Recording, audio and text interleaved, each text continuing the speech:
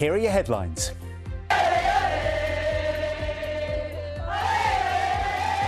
All eyes on Sydney as England play Australia for a place in the final of the Women's World Cup. It's arguably one of the biggest days in women's football. You can feel the excitement and the nerves here. It's Matilda madness in Australia, but the Lionesses fans are going to make their voices heard. Fresh questions in the case of Andy Malkinson, who spent 17 years in jail for a rape he didn't commit. Documents show his conviction could have been quashed more than a decade ago. A cost of living pressures starting to ease a little. Good morning from Birmingham Wholesale Market, where I have the latest inflation figures for average price rises in July and explain what it could mean for interest rates and mortgages.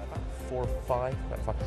Good morning. 30 years since Maiden first sailed around the world with her all-female crew. She's ready to race once again.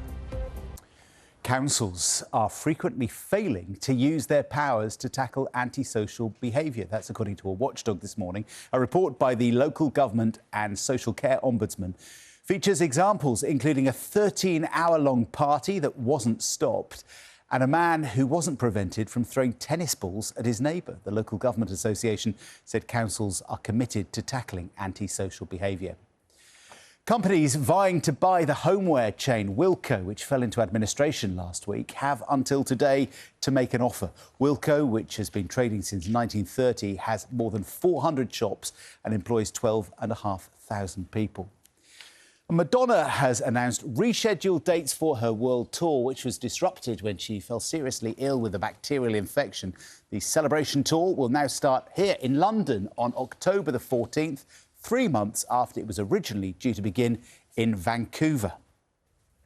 This morning, lots going on, and patients with cancer symptoms could skip a GP appointment to go straight for a scan. The Health Secretary has suggested that. Speaking to the Daily Telegraph, Steve Barclay said the move was being considered so people with symptoms don't get caught up in GP waits. Now, it follows the Health Minister confirming to Sky News the government's 7 cancer wait targets will be merged into 3.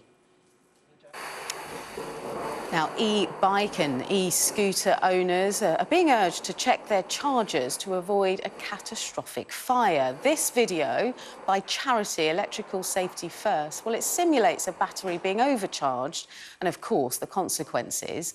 Its survey of 1,000 e-bike and e-scooter users in the UK found almost half of them were using chargers with their devices incorrectly. Now, a plume of black smoke was seen billowing from a wind turbine off the Norfolk coast. The company that owns Scroby Sands wind farm says no one on board the turbine when it broke out, and the Coast Guard responded to the fire and said everyone from the farm had been evacuated on Tuesday.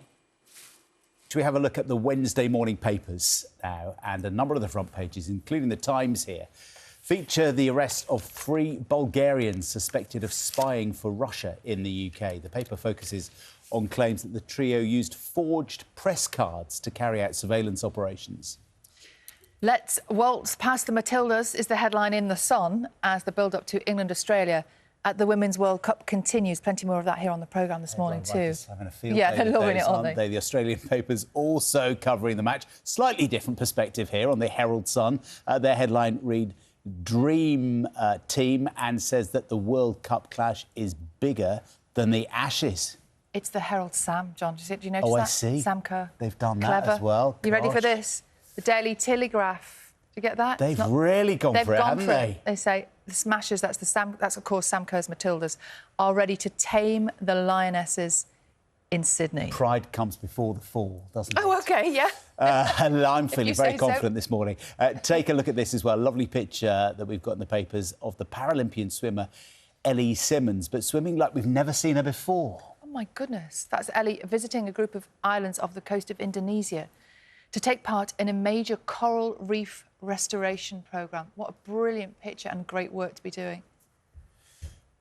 And we've said several times already this summer that it's not like a normal silly season, isn't it? It's been really busy news-wise, Yes. some really serious big stories all over the world. Yes. But proof that the silly season is maybe just beginning with the summer weather coming back. There's loads of stuff in the Telegraph about big cats being spotted. You're saying that's silly? Well, Do you not believe in the big cat, John? It's a hardy perennial in this time of year, isn't it? But Stoke-on-Trent, Staffordshire, Shropshire, parts of Scotland as well. Lots of speculation about big cats and whether they're back or whether they ever went away. Lots of dog walkers are spotting them, aren't there? There are a few little pictures in the papers as well this morning of what looked like quite big cats, but you think it's just probably a cat from someone's house. I don't know. There's a lady called Sue Harwood whose friend showed her a picture and she says he's not the sort of guy who would make this thing up. I sense that you've done a few big cat stories in your time. You ever seen one? No. Which might explain my cynicism. Papers this morning then, and the arrest of 5 suspected Russian spies is the top story for the Metro, with the headline, Putin spies seized in UK. A similar theme in the Mail, which calls them spies who came in from suburbia. The Times says they had been posing as journalists before their arrest. And the Telegraph labels them the Northholt spying ring because 3 of them were arrested close to the RAF base, frequently used by the royal family. And the Express says there's another big rise in the state pension coming next year, thanks to a large increase in wages and the triple lock, which decides how big the rise should be. And the Sun looks ahead to the Women's World Cup semi-final, urging the England Lionesses to waltz past the Matildas. And if you want to see any of those front pages again or read the stories, scan the QR code on the screen.